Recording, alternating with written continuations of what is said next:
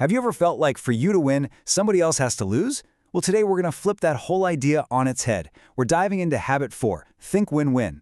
And look, this is way more than just some negotiation tactic. It's a whole philosophy for how you interact with people, one that leads to better relationships and, honestly, way more success in the long run. So let's get into it. So let's just start with this big question. When you're in an argument or trying to make a deal, or even just deciding where to go for dinner, does someone have to lose for the other person to win? Really think about that, because how you answer that question says a whole lot about the mindset you're starting with.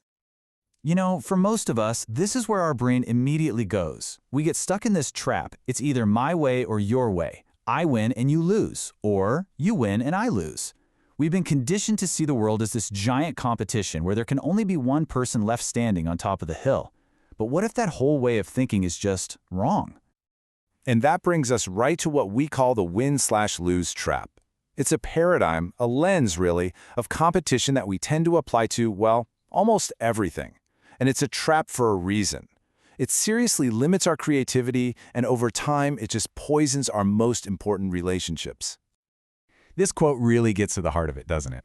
I mean, sure, competition is great in sports or in certain parts of business, but most of life, it's not a competition. It's a cooperative effort. Trying to use a competitive win/lose mindset with your family or your team at work, it's like trying to build something by taking pieces away. It's never going to work. So, okay, if win/lose isn't the answer, what else is there? It turns out there's a whole spectrum of how we can interact with each other. There are actually 6 basic models or paradigms. Let's walk through them. All right, let's break this down. Win/win is the goal, right? Finding a solution that works for everybody. Then you've got win/lose. That's the classic I'm going to beat you approach. The flip side is lose/win, where you're basically a doormat just to avoid conflict. But all that does is build up resentment inside. Then you get to the really dark one, lose/lose. This is the logic of revenge. If I'm going down, I'm taking you with me. Just total destruction. Win is just pure selfishness, ignoring everyone else. But check out that last one, win/win or no deal. Hold on to that one, because it is a total game changer. So where do we even pick up this win/lose programming? Because let's be real, we aren't born this way. We learn it. Think back to school, when you were graded on a curve. For you to get that A, it meant someone else had to get a lower grade. Or maybe at home, if affection was kind of tied to how you performed compared to your siblings. All these little things over years wire our brains to think that life is one big zero-sum game. So to break out of that old programming, you need a massive shift in how you see the world. You have to move from what's called a scarcity mindset to an abundance mindset. Honestly, this is the entire engine behind thinking win-win. This comparison says it all. The scarcity mentality sees life as one small pie. If you get a big piece, that's less for me. It makes you jealous, competitive. But the abundance mentality, it says there's plenty of pie for everyone. In fact, we can work together to bake more pies. Your success doesn't threaten me at all. This single belief, this one shift, is the foundation for everything else we're talking about. Okay, so believing in abundance is great, but how do you actually do it? This isn't just about positive thinking. Win-win is a real skill, and it's built on a very practical 5-part blueprint. Let's look at how all the pieces come together. And here's something that's absolutely crucial to get. Win-win isn't just about being a nice person. It's a really disciplined skill that takes a ton of conscious effort. And it involves 5 different but connected parts of your life.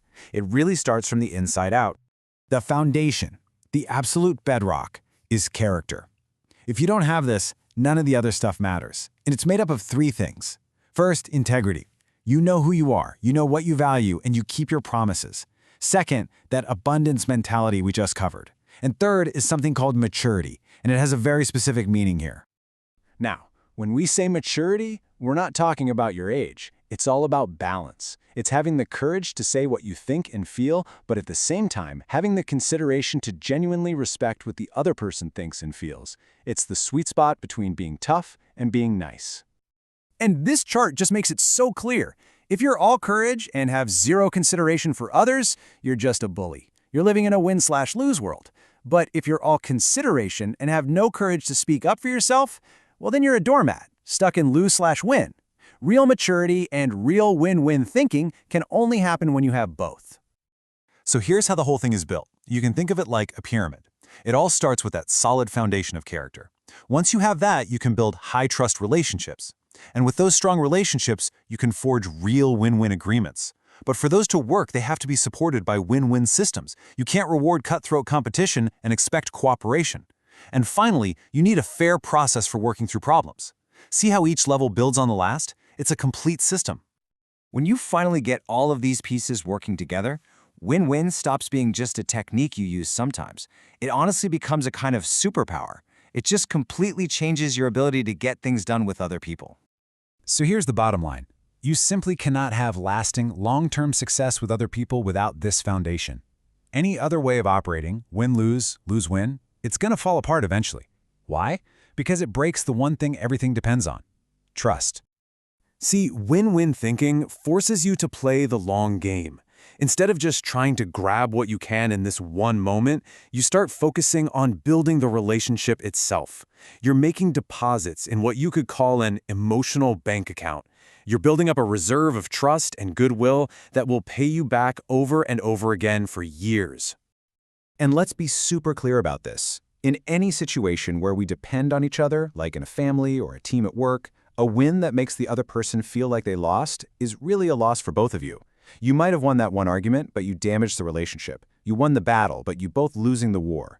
A win/lose today always turns into a lose/lose tomorrow.